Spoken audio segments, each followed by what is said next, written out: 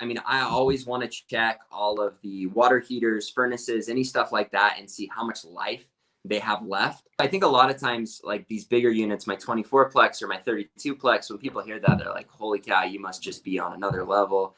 Within 2 months, I've added $1 million of value to the 32 plex, where I've added, 10, 20 grand to the duplex. Yeah. And so it's just so much more scalable. At the end of the day, the numbers just need to work. All right, we've got more apartment buying talk today with Chandler Smith. If you guys enjoyed part 1, you're in for an absolute treat with part 2. If you guys haven't already watched part 1, I really recommend you check it out. It's on my channel already, and dive deep into our initial discussion in regards to apartment building buying. And now let's move into part 2 with myself and Chandler David Smith. Within 2 months, I've added $1 million of value to the 32 plex, where I've added, 10, 20 grand to the duplex. Yeah. And so it's just so much more scalable. So if you're in a place where you've got the money to get into one of these bigger units, holy cow, you can scale so much more quickly, and finding one deal in that is so much more valuable. So I think that's one thing. I mean, a lot of the ones that people talk about that honestly, I feel like I haven't had to deal with the bigger units is just issues you have with tenants. I mean, you've got a lot of tenants squeezed into one place. So one bad apple can cause a lot of issues. Yeah. But when you've got a great management company that deals with those when they happen and does everything to mitigate those, for me, that's not something I notice. I mean, I've really gotten to the point where on these bigger units, I just get my check every month. And sometimes if there's a bigger expense, I'll be like, hey, what happened here? And then I'll get this long story of this crazy eviction dude that did this and that and the other thing. And I'm like, well, I still profited a ton that month. So keep doing what you're doing, So, I mean, I think if you're trying to take it on your own and manage it on your own, those are the things you'll run into. But from a number standpoint, certain rules can change. I mean, whether you've got an elevator that you've got to upkeep on, whether it's, fire safety, things like that you just want to be sure that you're educated on from a liability standpoint. But I haven't seen any other drastic expenses that just blew me away, because if anything, all the expenses you dealt with on the smaller properties, it almost seems like they get a little bit cheaper. I mean, from taxes to insurance to all of those other things, I'm actually spending less. One other mistake I made on my 24 plex that I was a little bummed with is they already had an agreement with Cable One. It's a cable provider here that they kind of kept hidden from us until we had closed. And so it wasn't like a break the bank thing, but we've had to continue to pay cable for all of our tenants when we weren't planning on that as an expense for the first 2 years. And so dumb stuff like that, you want to make sure you're nitpicky on, but really, I don't think there's anything that crazy that's that much different. Now, I think where you transition, and this is something I haven't experienced, is when you have a big on-site staff. And when you're getting into 200 unit complexes where you've got an office and a pool and stuff like that, I think those expenses are things that I would want to really educate myself on. But with my units, they're the same layout as a duplex. They've got a lawn, and then they've got the units, and they've got parking, and that's the extent of it. Yeah. So let's talk about the profile of buildings you're targeting, because I'd love to hear your perspective as well, but when I hear the word elevator, based upon everything I've heard from experienced investors here in Southwestern Ontario and just in Canada in general, is a lot of the smaller mid-size operators, the people that have maybe 100 to 500 units total under ownership or management, they all seem to avoid buildings with elevators. I've heard horror stories about the cost and maintenance. Is that something that's a concern to you? And this honestly probably is a limiting belief of mine, because I've never actually done the research. I've only heard other people tell me stories about how bad elevators are. But I'm assuming the buildings you're currently buying are just 2-3 story walk-ups. Yeah. I mean, almost all the units I have are just 2 stories. And so I'm in the same boat as you, where I looked at a 40 plex 4 years ago. I was still pretty inexperienced with bigger unit stuff. And the manager of the property just talked all of this crap about the elevator and all the problems it caused. And so ever since then, I've been like, I'll just stay away from properties with elevators. So I think I'm in the same place as you on that one. Gotcha. And then are you looking at, is there any other certain criteria as far doesn't matter whether it's a flat roof, a peaked roof, you know, is there any sort of types or grades of construction that you're really paying attention to, or is everything fair game? You know what? I'm pretty fair game. However, I've altered what I'm looking for. I think I'm an extremely strong believer of narrowing in your search and focusing on that. And so this year, my whole thing was, hey, I want to find something 20 units or more. That's where I'm looking. And so the duplexes and the fourplexes that I've purchased in the last year or two, a lot of those are deals where I just know they work, but they don't really get me up in the morning. It's like, oh yeah, like we'll throw money into another duplex. The numbers look fine. Let's do it. But my main focus this last year was, hey, I want to find 20 units or more in a complex that just has crazy criteria. I mean, this perfect scenario where I was looking for an owner that had owned it for 15, 20 years, that hadn't raised rents, that was in a part of town that I was comfortable with, to where I knew I could immediately raise rents. Like all of the people that were shopping deals for me knew that was what I was looking for. And so when it comes to, you know, what kind of roof or what kind of build or how it's laid out, not a huge deal for me. And maybe that's a bigger deal for other people. But for me, I'm really looking for a certain price range where I can raise rents, but also not something that's super old. But I like hanging in that, you know, 70s to 90s age group, because I think it's just getting to the point where a lot of people are uncomfortable in what they can get rents up to in those units. And for me, it's a plug and play system. I know the little tweaks I've got to make that are going to immediately raise rents. And I know they're going to raise them a lot if I can find the right person. And so that's where I've niched in. I'm not so worried about those other things as long as it meets that criteria. Yeah. And so where are you finding these deals? So is it just all public listings on like Realtor? I was going to say realtor.ca, realtor.com for you guys, like, or are these private deals, pocket listings realtors are introducing you to? Are you going to a variety of sources? Yes, to all of the above. I think I've tried to expand my reach as much as I can with whoever I can. So anytime I have a chance to talk about real estate, I'm talking about it and I'm saying, look, if you find anybody that's selling, send them my way. I'm very easy to deal with. I know where my numbers are at. I'm not going to nickel and dime them. If it meets my criteria, I'm all over it. And so I've had deals come from friends, from family. I'm always looking on everything that's listed, but I also have a relationship with probably 4 or 5 realtors now where I've said, look, you need to know if you find a deal and you bring it to me, I'm going to use you. I'm not going to jerk you around. If it meets this criteria, I'm going to buy it.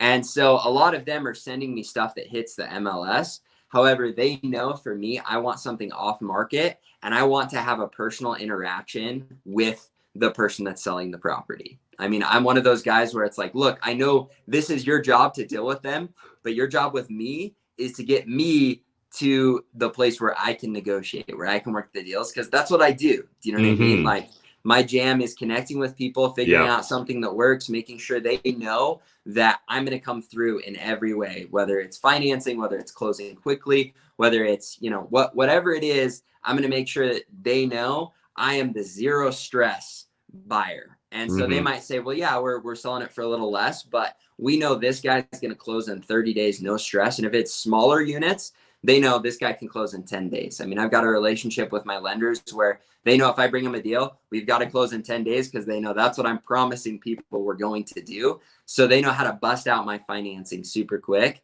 And so I want to be able to get into the ring and have that interaction with the seller. And my people know that. And so we kind of just go from there and work it out so that we can find deals that work. And everyone knows if they bring me a deal and it meets my criteria, or I can work it down to where it meets my criteria, then we're good to go on it. Yeah, I love that. And I appreciate you touching upon you wanting to talk directly to the seller, because that was going to be a follow-up question I had. Because I was like, I know that you're good at sales, right? You're comfortable dealing with people, negotiating. So what are some of the levers or pulleys that you're using when you're talking to that seller directly? Like, are there any like tips or tricks you can share in regards to how you're building the relationship or how you approach your negotiating?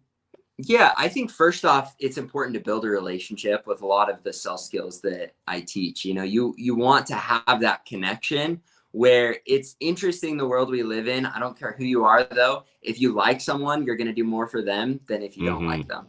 And so connecting with people, caring about people, getting that interaction, but then also letting them know your backstory. I mean, I want people to know, you know, I knocked doors and sold pest control and grinded. And that was Hmm. what got me to the point where I can go and be tackling these deals. Because right away, when someone sees me on the phone, it can be a positive or a negative if they're interacting with me. They're either going Yeah. to say, you know, this arrogant putz is using daddy's money to come in and try to Hmm. buy a complex. I'm going to work him over. Or they can say, holy cow, this kid's in his 20s.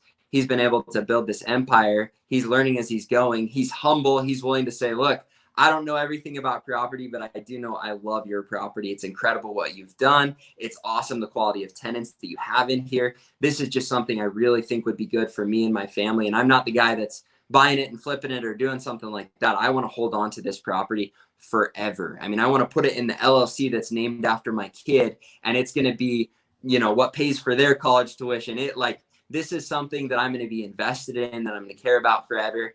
And then once I've gotten that relationship, I want to talk about something that makes sense to them. All right. When you come in and say, hey, we want this off of the purchase price because we want a better deal, that doesn't work for me. Hmm. I want to say, look, I have a certain criteria that I believe protects me and my family. And if I can meet that criteria, you don't have to worry about me ever backing out. I mean, if the building meets the criteria I have and the numbers I have, it's a done deal. Now, I know you've heard of the 1%. I'm essentially right there. I mean, if I can get it with that, and obviously some of those numbers change, but a lot of times I'll pull up my spreadsheet and say, look, as soon as I get this number over this, I'm good to go. And a lot of times you can even help me by getting my cash on cash return to a better place by even writing it up for more and giving me money back in the closing or whatever. And I think that's another thing that's a huge advantage is when people are just working with you to make it work. Hmm. A lot of times you can not only work out something great on the purchase price, you can set up the terms to where you're putting a lot less money into a property, which is going to increase your cash flow dramatically, especially right now with where interest rates are at. And so on this last deal, I think I got like $80,000 back at closing, which Hmm. was huge for me on my, you know, not only my closing costs, but also my down payment, to where that's $80,000 that I can have for multiple other deals. And so getting that relationship, finding numbers that make sense for them, helping them understand that you're not trying to nickel and dime them, you just have a criteria that you're trying to meet, and then have them make that criteria work for whatever their current rents are at. Hmm. When you know you've got the ability to jack up rents in a big way, the combination of all of those things works out incredible. And it's not like these people don't know it. Every one of these people I buy it from, they say, you know, I should probably have rents higher. And I'm going to say something like, yeah, like honestly, you probably should. However, it's a pain to deal with. It's hard. I know you've got a Hmm. relationship with the tenants, and I can promise you I'm going to come in and make sure that we do an incredible job when it comes to taking care of your property. And I'm going to have some hard conversations. And my numbers right now are really tight. I mean, this deal makes me a little uncomfortable with where rents are at, but I do believe that I can make some tweaks. And so understand that's already been taken into consideration. And that's why I'm pushing my numbers as tight as I am to put this deal together with you. Yeah, I love that. That's powerful. One thing you didn't touch upon, and I'm curious because it's really popular in my market these days with multifamilies, but it sounds like your market's a bit different. Vendor take back mortgages. Is that something that you're aggressively pursuing when you're dealing with these large multifamily properties? Is it just on a situational basis? You know, it totally depends. A lot of these properties are owned in cash by the time that I get to them. They're not, Hmm. they don't even have a Yeah, a mortgage in mortgage. place. However, I've negotiated, like on the 24-plex, I didn't get a loan through the bank. I negotiated with them to finance the property for me, which I love Okay. because then I can get a fixed rate for 20 years. Hmm. Where on one of my commercial loans, I'm never going to pull that. I mean, I've gotten better at finding certain people that will offer that, but sometimes the terms or closing fees or other things make me a little nervous and the interest rate isn't quite as good. But on that 24-plex at the time, I think the going interest rate was 5.5, and I was able to lock in a 5% 20-year fixed with literally no closing costs. And so that's something that if they're open to it or they're in a situation where that's what they want, I'm always pushing it. With this particular seller, she did not want that at all. She did not want to be in that situation. And I think a lot of times it gives you value if you can do it without that. because for them, for some reason, that makes them uncomfortable. Now, it doesn't mean I'm not going to ask, but when I can say, look, just so you know, I don't need that, but I would love to do it if you have it available. I'm going to buy the property either way because I've got financing set up. I've got everything we need to be able to close quickly. A lot of times I'm pushing that hard and then bringing it up later because I want them to have full confidence in me, especially if I know it's a deal I do not want to let slip through the cracks. And that's another lesson I've had to learn the hard way is whether it's negotiating the deal down or negotiating terms or whatever else, you never want to push so hard that you lose a deal if it's already an incredible deal. I want to get the best price possible, but I've had deals where they were just blown out of the water, incredible deals. They knew it, I knew it, and then I tried to push for that extra 10 grand, and they're like, you know what, forget it. We're just going to list it with a realtor or put it online or whatever. And they get to the point where they're frustrated. So it's a fine line to walk, but yes, I'm always going to ask if something like that is an option. However, I want them to know I can go through with the deal with or without that. Yeah. Any tips on recognizing when you're starting to push too hard? Like, is there anything that you're looking out for when you start to say push, whether you're pushing for a price reduction or a VTB or any sort of terms? Yeah. So, Matt, this is a question that I've got to find a way to answer. I feel that I've got a real ability to sense when someone is on the edge, and I know how to lighten the mood to pull them back.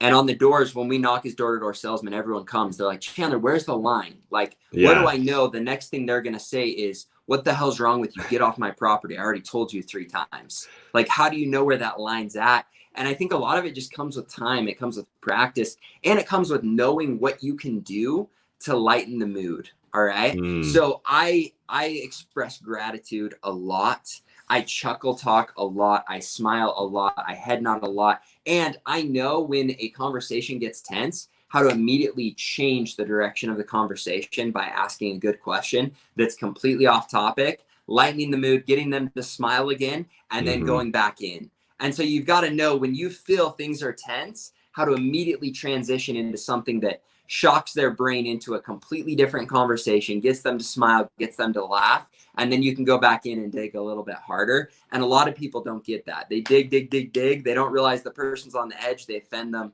and they lose the deal. And so I think a lot of that comes with timing. And that's why, for me, being a door-to-door salesman has been huge for me when it comes to real estate, because I got to practice on hundreds of people every day for the last 9 years on knowing when someone's at the edge and how to pull them back. And so whether I'm, discussing a $400 contract of pest control or a $2 million apartment complex, I know where the line is. I know how to push it, and I'm comfortable doing it.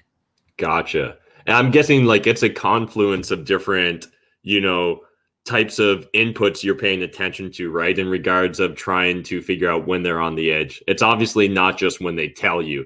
It's like the nonverbal cues, the body language, tonality. Everything. Like, you can tell with all of those things, the verbal, paraverbal, nonverbal communication, all of those things are going to tell you where you're at. And throughout the whole conversation, you want to keep them in a positive mindset. You want to make sure you're seeing them smile, you're seeing them head nod, that they're not closing off, folding their arms, turning. Like, you want to read them and see. And a lot of times it's hard to break those things down. Like, I could give a list of dozens of things, but you get to the point where you've done it so many times that you just sense, all right, we're starting to lose them. We got to go here. We got to go there. And when you've got them back on board, and then you know how to go back into it. And so any tips when you need to kind of lighten the mood? Like, are you moving towards something like self-deprecating, or are you just like distracting them with a different statement, or is it extremely contextual? Like, I'm just wondering, because I'm sure people are like, this sounds good in theory, but like, let's say I start to like, I see all the wrong signs from the seller, and I can tell like he's starting to look at his watch or his phone, like he's really getting disinterested. Am I, like, are you just like making kind of fun of yourself to lighten the mood, or any thoughts or any go-tos, I guess, that you use? Is it just your environment that you're pointing out something quirky? Yeah, I think a combination of all of those things. However, I think there are certain topics that immediately get you on the same team. One thing I've noticed, this coronavirus especially, it's a great topic to transition into where you can get on the same team. With any kind of owner of a property, they also have certain hot buttons of things that they love talking about. So if you can sidetrack to like, have you had to deal with any crazy tenants? Have you had to deal with any crazy evictions? Or bring up a story of something wild you had to deal with. People love stories. And so if you can transition into, oh man, you're so lucky. Like you've killed it with this property. The other day, like not the other day, 2 years ago, I made the dumbest mistake ever. I trusted this tenant with this, or I did something super stupid. I knew I should have checked the drain lines out, but I didn't. I bought the property. And then $10,000 later, I'm in a total mess, or whatever it is, something that they can relate to and laugh at your mistake while complimenting, hey, you've really done a great job with this. But if you can get on the same team with them of something that they relate, where they can say, oh yeah, I had this. The second you get them to tell a story about a situation they had, you're ready to rock and roll and get back into things. And you always want to try and keep that light. If you, and there are a couple things that I'll just throw in, but if you're biting your lip, if you're up pitching, if you are fidgety, if you're talking fast, all of those things, when you go back in to try and close someone or to try and dig a little bit more on price or on terms or on whatever it is, people sense that and immediately they're like, oh, he's trying to work me over, right? So if you can keep a smile, if you can keep talking slowly, if you can make sure that you're just chill, you're getting those head nods. So every time I break eye contact, I'm going to make eye contact, I'm going to give this little grin, and I'm going to get a little head nod out of him, okay? It easily flows from talking about something you can connect to right back into figuring out the terms. And they know like, hey, I want to make sure this is the best possible situation for you. I want to make it an easy transition. This is something that I think would really work well for both of us. You know, what are your thoughts on if we were able to do this? And you're chill, and it's not like can you do this for me? I need it.